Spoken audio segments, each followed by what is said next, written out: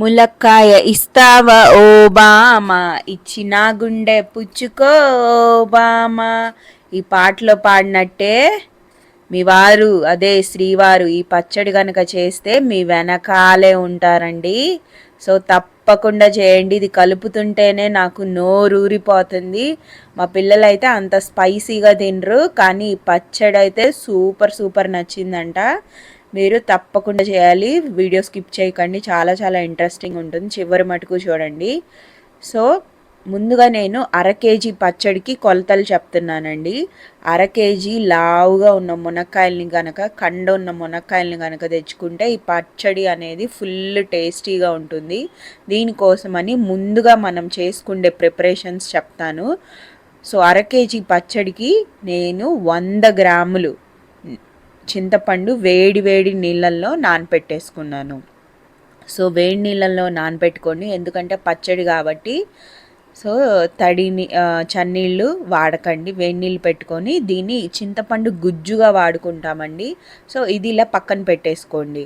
ఆ తర్వాత చూస్తున్నారు కదా, బాగా కండ ఉన్న మునక్కాయల్ని తీసుకోండి. అలా అని లేతవి తీసుకోవద్దు, బాగా ముదిరిని తీసుకోకండి. బాగా కొంచెం లావుగా ఉన్న మునక్కాయలు అయితే ఈ పచ్చడికి మనము ఫ్రై చేసినాక కొంచెం అన్న కండ ఉండాలి కాబట్టి, సో ఇంత లావు మునక్కాయలు నేను తీసుకుంటున్నాను. ఒక్కొక్క కాయ 100 గ్రామ్స్ పడిందండి. సో మొత్తం 5 కాయలు అర కేజీ కాయలు తీసుకున్నాను.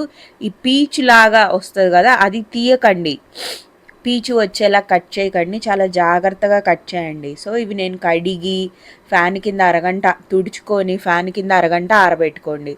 ఆ తర్వాత ఒక ప్యాన్ పెట్టుకొని 2 స్పూన్లు ఆవాలు వేసుకుంటున్నాను. ఆవాలు మెంతి పొడి కోసం అనమాట. ఫస్ట్ ఇది చేసుకుంటే తర్వాత మనం ఈజీగా పచ్చడి చేసేసుకోవచ్చు.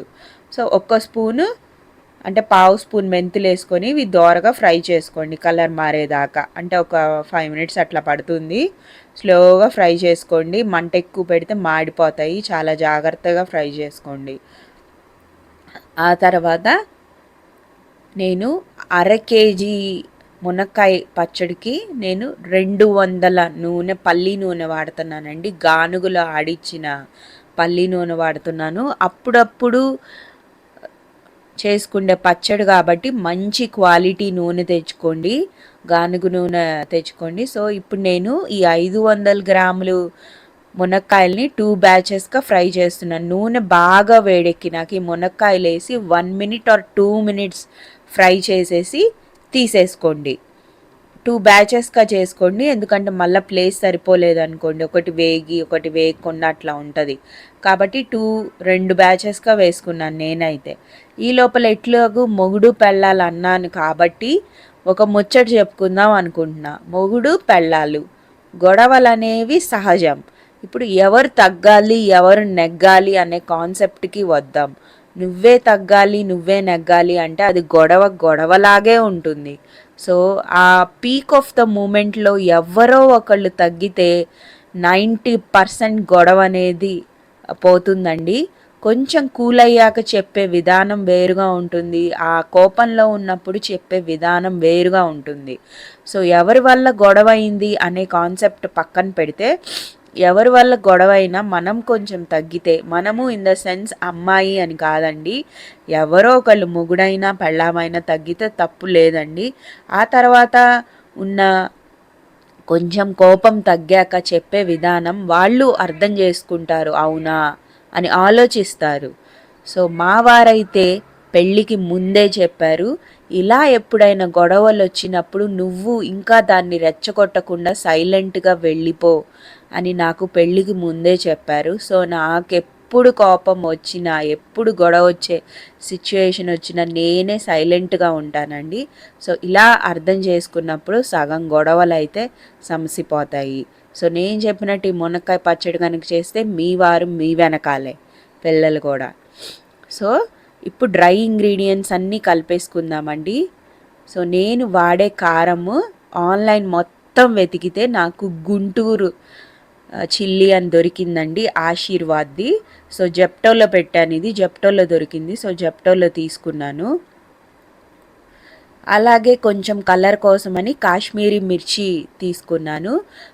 నేను ఒక్క గ్లాస్ 100 గ్రామ్స్ కారం తీసుకున్నాను.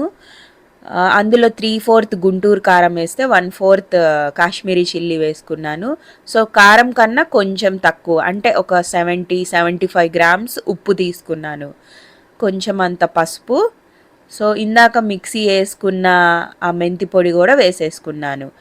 ఇప్పుడు ఈ చింతపండు బాగా నానిపోయింది. మిక్సీ వేసుకొని ఈ గరాట్లో వేసుకొని దాంట్లో గింజలు అలాగే పీసులు అవన్నీ రాకుండా ఉండాలని చెప్పి గరాట్లో వేసుకున్నాను. మీకు కావాలంటే చిల్లులు గిన్నె ఉంటే దాంట్లో కూడా వేసుకోండి, ఎందుకంటే మళ్ళీ మనం పచ్చళ్ళలో అవి అన్నీ రాకుండా ఉండాలని ఇలా వడగట్టుకుంటున్నాను. దీన్ని కూడా పొయ్యి మీద పెట్టి 5 మినిట్స్ అట్లా ఉడికించండి, ఆ చెమ్మంతా పోవాలి కాబట్టి. సో మునక్కాయలో పులుపు ఉండదు కాబట్టి మనం ఈ చింతపండు వేసుకుంటున్నాం. ఫస్ట్ ఇంగ్రీడియంట్స్ అన్నీ కలిపేసుకోండి. ఆ తర్వాత మునక్కాయలు చల్లారినాకే ఇందులో ఈ కారంలో వేయండి. సో దట్ ఎక్కడ వేడి ఉండకూడదండి, నూనె పోసినా వేడి ఉండకూడదు, చింతపండు వేసినా వేడి ఉండకూడదు. ఆ తర్వాత మనం ఉడకపెట్టుకున్న చింతపండు పేస్ట్ దీంట్లో వేసుకోండి. చెప్పాను కదా తాలింపు వేసుకున్నాను, ఆ తాలింపు నూనె కూడా వేడిగా ఉండకూడదండి, వేడి చల్లారినాక ఇప్పుడు ఇంగ్రీడియంట్స్ అన్నీ బాగా కలుపుకోండి. సో నూనెమో 200 గ్రామ్స్, కారం 100 గ్రామ్స్, ఉప్పు 70 to 80 గ్రామ్స్, ఇంకా కాస్తంత మెంతి పొడి, ఆవపిండి, ఇంకంతే. యాజ్ యూజువల్ ఆ నూనె మొత్తం ఫ్రై చేసుకున్నాక వేసేసుకుంటున్నాం. ఇలా ఒక 2 days ఉంచితే చాలండి, మునక్కాయ పచ్చడి 6 months నిలవ ఉంటుంది. సో 2 రోజులు బయట పెట్టండి, పొద్దున సాయంత్రం 2 సార్లు ఇలా కలపండి. అప్పుడు 2 days తర్వాత టేస్ట్ అనేది చూసి కొంచెం మీకు ఉప్పు కావాలంటే యాడ్ చేసుకోండి. ఎంతో టేస్టీ నోరూరించే మునక్కాయ పచ్చడి రెడీ అయిపోయిందండి. ఫుల్ చూడండి, 2 రోజుల తర్వాత ఓపెన్ చేస్తే నూనె అంతా ఇలా పక్కకు వచ్చేసింది, పైకి వచ్చేసింది. ఇప్పుడు మీరు ఈ పచ్చడిని తీసుకొని గాజు బౌల్లో పెట్టుకొని ఫ్రిడ్జ్లో పెట్టుకోండి. ఈ పచ్చడి కనుక బూజు పట్టింది అంటే కనుక ఉప్పు తగ్గువైంది అని అనుకోవాలండి. సో చూసి అడ్జస్ట్ చేసుకోండి ఉప్పు అయితే. అలా అని ఎక్కువ ఉప్పు వేసుకున్నారంటే పచ్చడంతా ఉప్పు అయిపోతుంది.